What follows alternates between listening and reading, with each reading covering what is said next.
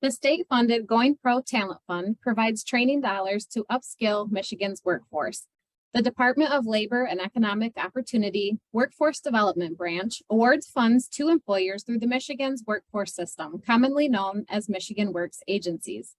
West Michigan Works is your local workforce development agency, serving employers and job seekers in Allegan, Berry, Ionia, Kent, Montcalm, Muskegon, and Ottawa counties. You will hear us refer to the Department of Labor and Economic Opportunity throughout the presentation as LEO, or simply the state. West Michigan Works Business Solutions staff, along with local economic development partners, conduct fact-finding sessions with employers to assess their talent skill gaps, suitable training providers, and availability of multiple funding sources. Business Solutions staff then determines whether the Going Pro Talent Fund is appropriate to help close the skill gap and grant employers access to an online application submission process. The Going Pro Talent Fund provides competitive awards to employers to assist in training, developing, and retaining current and new employees. Training funded by the Talent Fund must be short-term and fill a demonstrated talent need experienced by employers. Training must also lead to a credential for a skill that is transferable and recognized by industry. Eligible Talent Fund supported training should expand and improve an employee's skills and develop their opportunities for growth or promotion within the company. Key partners on this grant include our state and local economic development agencies and the state workforce team, LEO, all of whose logos you see on the screen. Other important partners include the USDOL, Office of Apprenticeship, Grand Rapids Community College, Muskegon Community College, Montcalm Community College, MMTC, as well as other universities and training providers. Here's a display of statewide outcomes, noting a summary of employer size for those that received an award from 2014 to 2022. As you can see, a majority of the awards have historically served employers with fewer than 100 full-time employees. And here we have an overview of the local outcomes for Going Pro Talent Fund over the last 4 years. For 2023, there has been $55 million approved in the state's budget. At this point, I am now going to hand it off to my colleague, Rochelle Smith. Thank you, Amy. As a reminder, please post questions in the Q&A and we'll be addressing those at the end. Employers that are eligible to apply for Going Pro Talent Fund include non-governmental private entities, for-profit or nonprofit. Employers must be compliant with all state tax obligations, including but not limited to corporate, sales, use, withholding, personal income, and unemployment insurance taxes. Employers can only receive one independent award and one industry-led collaborative award per program year. Companies with more than one location may need to fill out a separate application for each location. Therefore, one independent award for an employer may be made up of several applications if the company has more than one site. Your Business Solutions representative, or BSR for short, will work with each company to determine if one or multiple applications will need to be submitted. One thing to note is that staffing, temporary, or leasing agencies' applications will be reviewed on a case-by-case basis. Employers that are not eligible to apply for Going Pro Talent Fund include governmental agencies, educational institutions, and quasi-public private entities. I won't go into details, but as you can see, a more detailed outline of ineligible employers is listed on the screen. One thing to note, the marijuana industry is excluded from receiving an award due to current federal legislation that governs the use of our staff time, which is prohibited to be allocated on companies in the marijuana industry. Eligible trainees must work primarily in Michigan, and for whom the employer pays all applicable taxes to the state of Michigan, regardless of where the employee lives, must be 18 years or older. Permanent full-time employees, full-time is defined as at least 32 hours per week under this program. Trainees must be U.S. citizens or legally authorized to work in the U.S. Interns, seasonal, and temporary employees are ineligible. Individuals working through a temporary staffing agency or on contract with a Form 1099 that will be hired in as a permanent employee must be increasing their job responsibilities or learning a new job to qualify. We have discussed employer and trainee eligibility. Now we will go over the training details. There are three main buckets of training eligible for Going Pro Talent Fund. The allowable reimbursement amounts have been increased for fiscal year 2023. Classroom training raised from $1,500 to $2,000 per person. On-the-job training raised from $1,500 to $2,000 per person if combined with classroom training. U.S. Department of Labor registered apprenticeship raised from $3,000 to $3,500 per person. We will go into detail on each of these in a moment. As it continues to be difficult to find skilled talent to fill jobs, in previous years, the state has included extra incentive dollars to reimburse employers for hiring and training certain target populations. The target populations for 2023 has not been released by the state yet. However, I can tell you that last year, target populations included veterans, active military reservists, older workers, returning citizens, individuals with a disability, and public assistance recipients. Let's dive into each of the three buckets of training. Classroom training can be used for existing or new employees. The reimbursement amount is up to $2,000 per person. All training must expand and improve an employee's skills and develop their opportunities for growth or promotion within the company. Classroom training must lead to a credential for a skill that is transferable and recognized by industry. A credential is defined as a certificate of completion, certification, college credit, or license.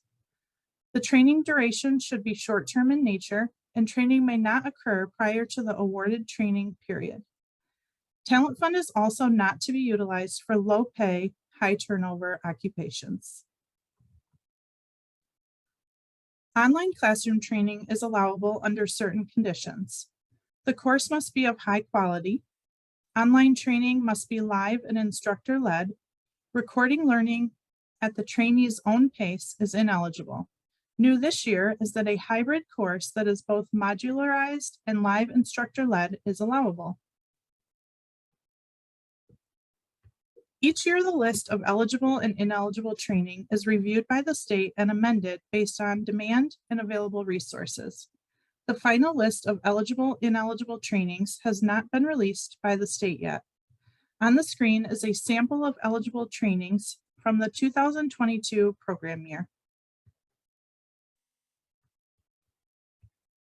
Again, the ineligible training examples you see on the screen are highlights from the 2022 program year, as the final list has not been released by the state yet. Some examples of ineligible trainings that are popular with the employers we meet with are soft skills such as coaching, mentoring, communication, customer service, public speaking, teamwork, and time management, as well as human resources training.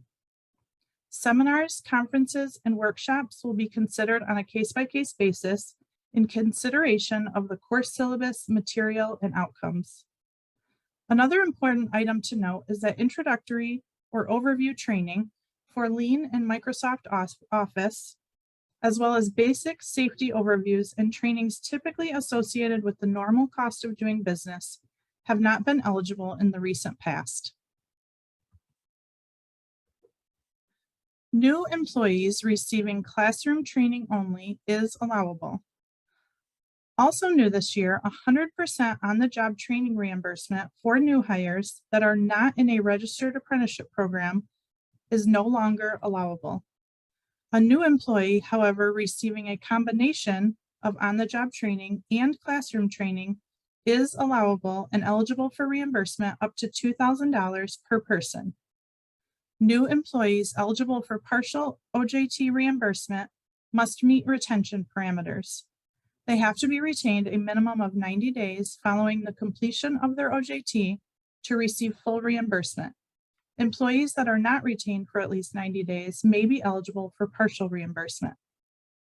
Training and retention must be completed within 1 year of the date of the award in order to receive full reimbursement.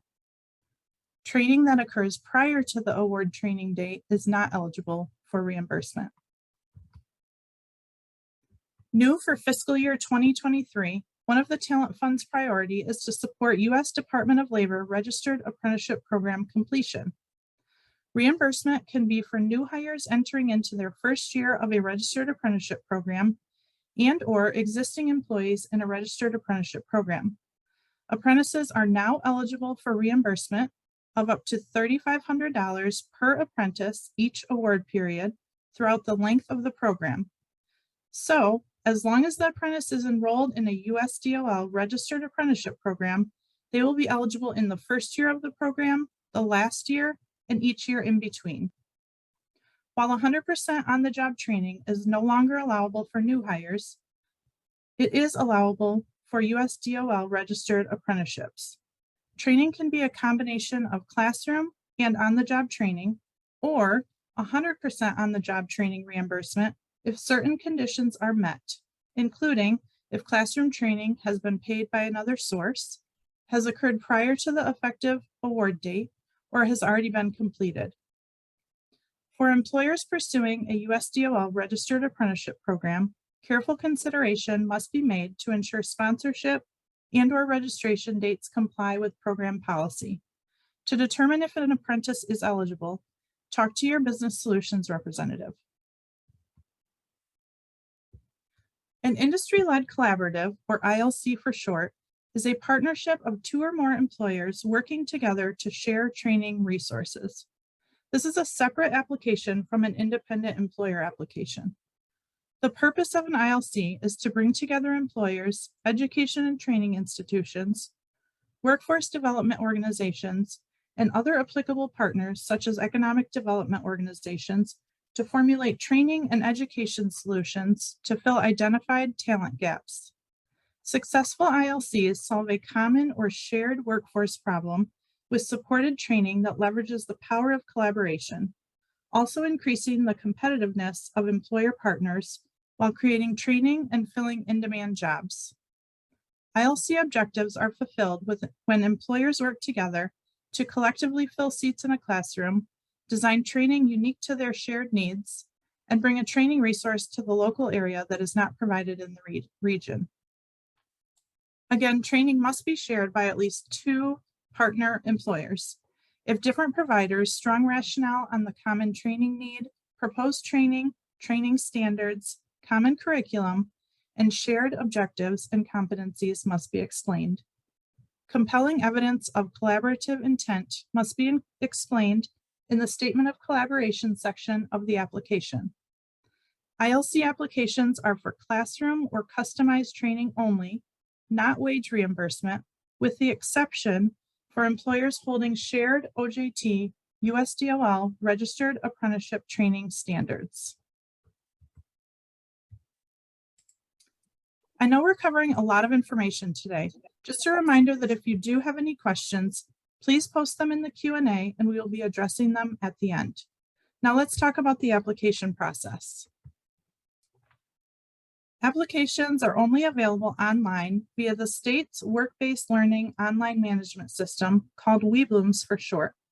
This site is used to apply for a Going Pro Talent Fund independent employer or industry-led collaborative award. Employers must obtain pre-approval by an authorized representative of a local Michigan Works agency with a documented need for recruitment and/or development of talent in the next year. To receive authorization to submit an application, employers will need to contact West Michigan Works to schedule a meeting with one of our business solutions representatives. After meeting with a representative, employers will be guided to submit an authorization request through WeBlooms. West Michigan Works will receive this request and authorize the approval. Once your request is approved, you will be able to create and submit an application upon the first day of the application period opening. Employers may log into WeBlooms to submit an authorization request before contacting your Michigan Works agency. However, you will have limited access within the online system until you are approved by your Michigan Works agency to submit an application.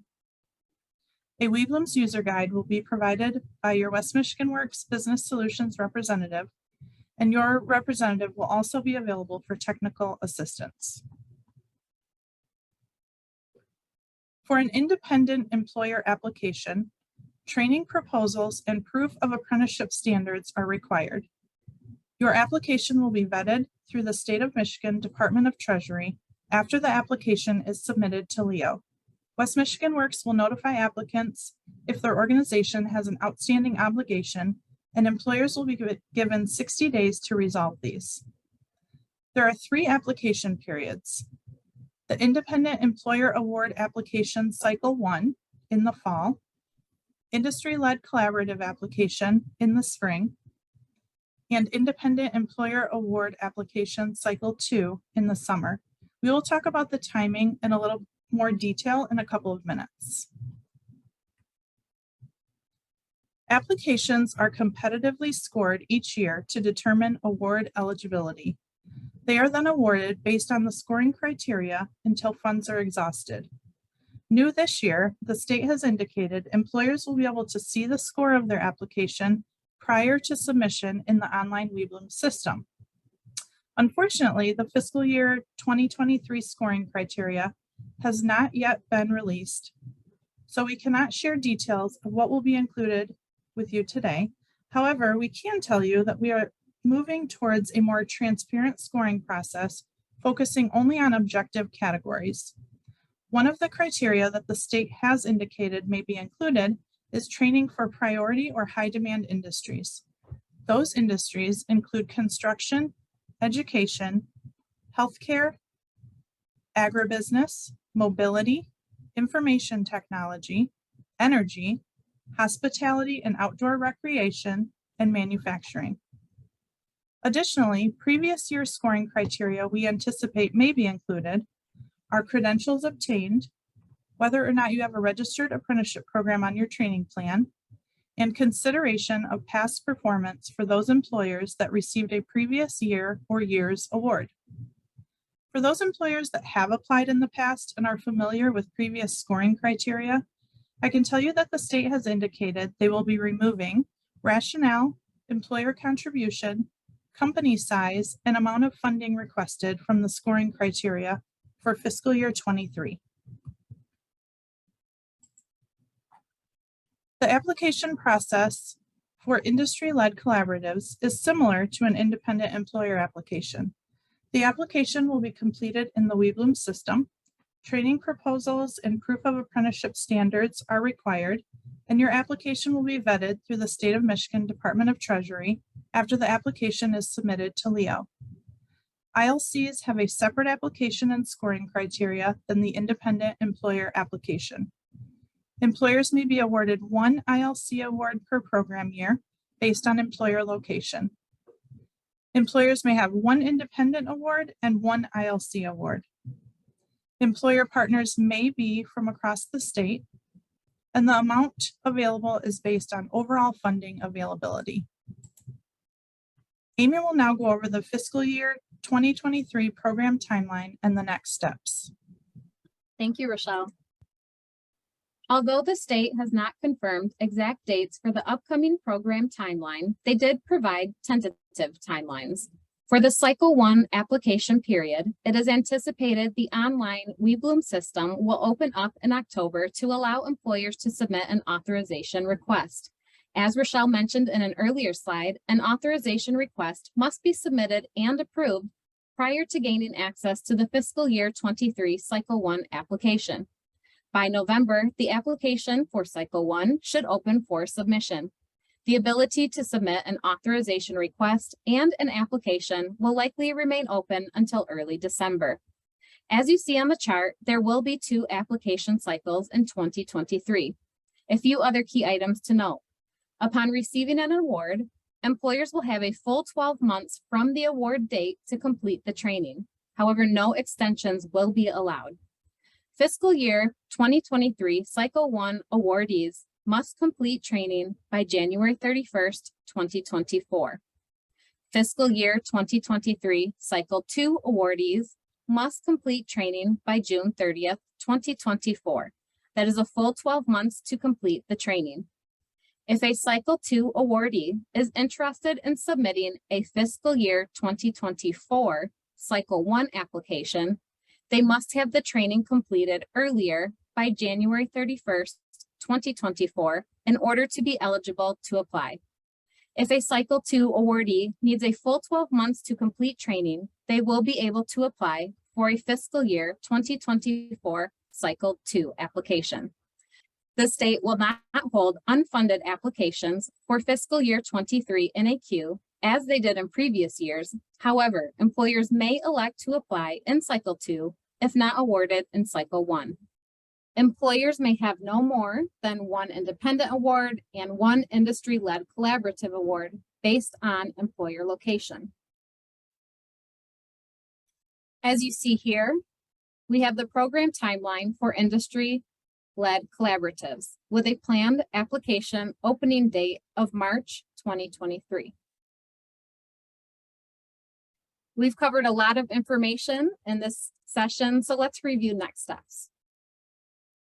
If you are interested in applying for the 2023 program in Cycle 1, and you are an employer located in Allegan, Barry, Ionia, Kent, Montcalm, Muskegon, or Ottawa County, the first step is to make sure you get connected with a business solutions representative at West Michigan Works. The BSR will schedule a fact-finding meeting with you to discuss the program and review the application process with you. After meeting with the BSR, there are a few key things you will want to prepare for. Log into WeBlooms to ensure that you can access the system. Request a WeBlooms authorization, as this is required to access the final application when the cycle opens. Authorizations, again, are anticipated to open in October 2022. Prepare by doing research on what your training needs are, what your hiring needs are, as well as apprenticeship needs. Gather curriculum and quotes, gather apprenticeship information such as program standards and 671s. Your BSR will send out notification once the state has confirmed the online system has officially opened for applications. Your business solutions representative will be there to assist you throughout the process and will help ensure that you are submitting a quality application.